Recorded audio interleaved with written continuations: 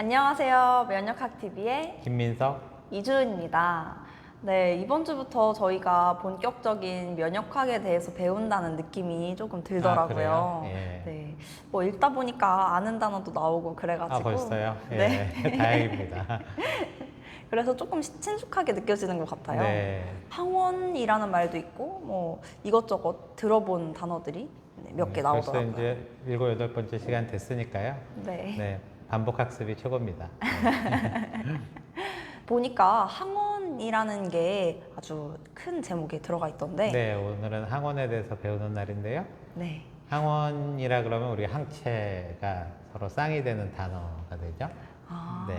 맞아요. 그래서 어떤 항원이 있으면 항체가 있는 건데, 보통 항원이 한 가지면 그거에 대한 항체는 굉장히 여러 가지가 될 수가 있어요. 오, 네. 그래서 이번에 그렇군요. 코로나 바이러스에 대한 항체 검사를 한다 그래도 우리 여러 가지 항체가 생길 수가 있거든요. 그래서 항원이 되는 거는 보통 단백질인데요. 단백질은 이 아미노산으로 되어 있거든요. 네. 그래서 아미노산 13개, 14개 정도, 그 정도 길이가 이제 항체에 인식이 되는 그런 부위예요. 그러다 보니까 단백질은 보통 아미노산이 뭐 500개, 1000개, 더 큰 거는 뭐 5000개 이런 식으로 여러 개가 붙어 있으니까 이렇게 조각이 나다 보면 항체를 만들 수 있는 그런 13개, 14개 정도의 아미노산은 여러 조각이 나오겠죠. 네. 거기에 따라서 다양한 항체가 만들어질 수 있는 거죠. 아, 우리가 항원으로 될 수 있는 건 대부분이 단백질이고요.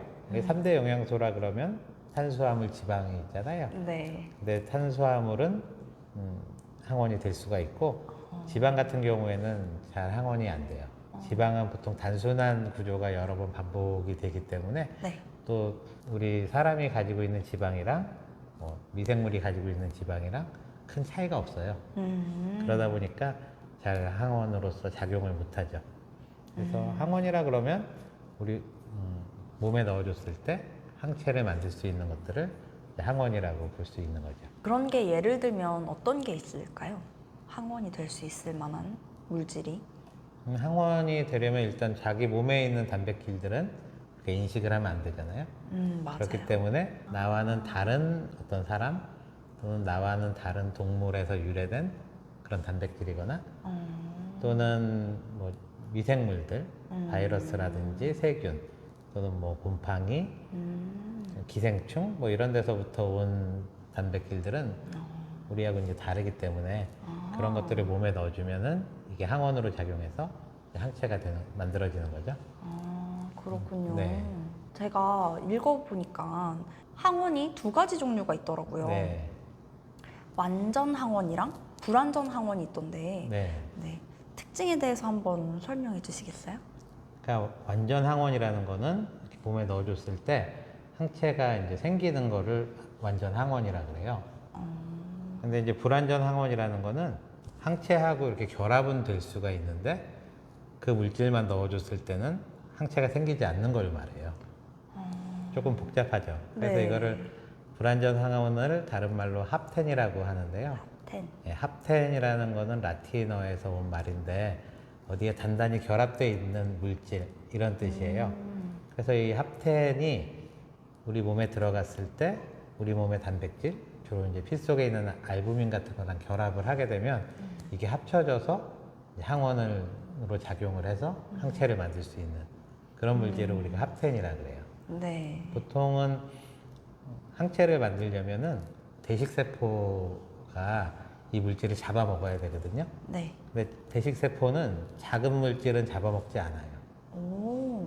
그렇기 때문에 대식세포에 잡아먹히지 않으면 항체를 만들 수가 없거든요. 그래서 합태는 보통 분자량이 아주 작은 물질, 1000달톤 이하 정도의 작은 물질은 대식세포가 잡아먹질 않으니까 이게 그 항체를 만들 수가 없는 거죠. 근데 이게 알부민이랑 결합을 하게 되면 이 알부민의 약간의 이제 구조가 변화가 오면서 대식세포가 이거를 이종 단백질, 그러니까 내 몸에 있는 단백질이 아니라고 생각을 해서 그걸 잡아먹고 그다음에 분해해서 T세포에게 그걸 보여주게 되면 거기서부터 이제 항체를 만드는 반응이 나오게 되는 거죠. 좀 어렵긴 하죠. 네. 조금 어렵네요. 네, 그래서 이제 항체를 잘 만드는 항원이 되려면 네. 첫 번째로 이 대식세포에 의해서 잡아먹혀야 되거든요. 네. 그렇기 때문에 분자량이 좀 커야 돼요. 좀 커야 하고. 네, 그러니까 6kg 달턴 이 정도 이상으로 좀 커야지 이제 잡아먹히고, 그 다음에 이 대식세포가 이거를 분해할 수 있어야 돼요. 그 단백질을 분해를 할 수 있어야지 되고, 또 이 구조가 좀 복잡해야 이 분해된 것들이 잘 항원으로 제시가 될 수 있거든요. 그래서 그런 세 가지 조건을 갖춰야 우리가 완전 항원이 될 수가 있는 거고요. 불안정 항원들은 대부분 이 작은 것들, 크기가 작은 화학 물질이라든지 또는 우리 약물이라든지 그런 것들은 이제 불완전 항원으로 작용할 때가 많습니다. 그러면 방금 말씀해주신 완전 항원의 세 가지 특징이 갖춰지지 않은 것이 불완전 네. 항원이라고 보면 네. 되는 건가요? 방금 말씀해주신 것 중에 이제 항원은 하나지만 항체가 여러 개 될 수 네. 있다라고 말씀해주셨는데 그것도 조금 설명 좀 부탁드려요. 네, 그러니까 항원 같은 경우에 상당히 크기가 크다 그러면 이게 아미노산이 여러 개로 돼 있거든요. 이걸 대식세포가 잡아먹었을 때 이걸 분해를 하면 서로 다른 다양한 조각의 그런 아미노산 조각으로 나오게 되거든요. 그거에 대해서 각각 항체가 생길 수가 있어요. 그렇게 큰 항원에 이렇게 머리 부분에 가서 붙는 항체, 다리 부분에 가서 붙는 항체, 꼬리 부분에 가서 붙는 항체, 이렇게 여러 개의 항체가 만들어질 수 있는 거죠. 그래서 이제 항원 중에서 항체가 달라붙는 그 자리를 항원 결정기라고 하고 영어로는 에피토프라 그래요. 예, 그래서 그 에피토프에 따라서 다양한 항체가 만들어질 수 있는 거죠. 재밌고 쉬운 면역학 TV. 그러면 페니실린이 이제 항생제잖아요. 네, 항생제죠. 그 항생제와 이 항체 항원의 관계도 조금 설명을 해주실 수 있을까요? 그러니까 페니실린 같은 경우에는 화학 물질이기 때문에 네. 기본적으로 무기 물질이거든요.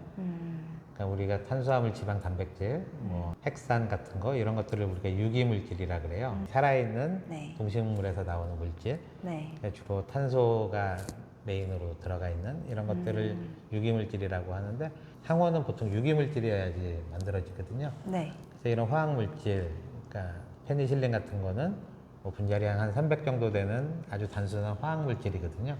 이런 것들은 원래 항체를 만들 수가 없어요. 네. 근데 여기에 대한 이제 항체가 생겼다는 거는 이게 합텐으로 작용했다는 거거든요. 불완전 항원이라는 거죠. 그래서 페니실린이 우리 몸에 들어가면 알부민이랑 결합을 하게 되는데 이때 알부민이 약간 구조의 변화를 일으키거든요. 그럼 대식세포가 이거를 이종단백질로 인식해서 잡아먹고 거기에 대한 항체가 이제 생기는데 그 항체가 다음번에 이제 페니실린을 맞았을 때 알레르기를 일으키게 되는 거죠. 네, 그래서 우리가 페니실린 그 시혹이라 그래서 잘못하면 이제 죽을 수도 있거든요. 그래서 페니실린이라든지 페니실린 계통의 네. 베타락탐 항생제를 맞을 때는 여기다 이제 피부 조사를 먼저 해서 과민성 검사가 있는지 그런 거를 이제 해보는 거죠. 미리 항체가 생성돼 있으면 여기가 네. 빨갛게 부풀어 오르니까 그런 사람은 다른 항생제를 맞아야 되고요. 마찬가지로 이렇게 시계 같은 거 차고 다니다 보면 네. 여기 시계 찬 자국이 이렇게 빨갛게 부풀어 오르는 그런 알레르기가 생길 수 있거든요.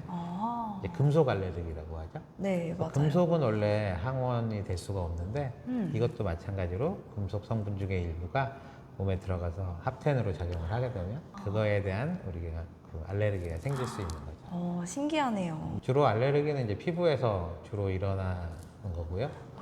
알레르기가 이제 깊은 장기에서 일어나면 상당히 위험할 수 있죠. 안쪽 장기가 붓게 되고 염증이 생기면 특히 이제 기도 쪽에 붓게 되면 이제 호흡곤란도 있을 수 있고 그래서 위험할 맞아요. 수 있어요. 예. 그래서 금속 알레르기가 있으면은 그거 안 하는 게 좋겠죠. 알레르기에 대해서는 아마 뒤에 또 자세하게 나올 텐데요. 네. 그때 알아보도록 하고요. 네, 좋습니다. 이번 주 저희가 준비한 시간은 여기까지고요. 다음 시간에도 또 재밌는 면역학 얘기로 들고 올게요. 안녕. 구독과 좋아요, 알림 설정까지 부탁드려요.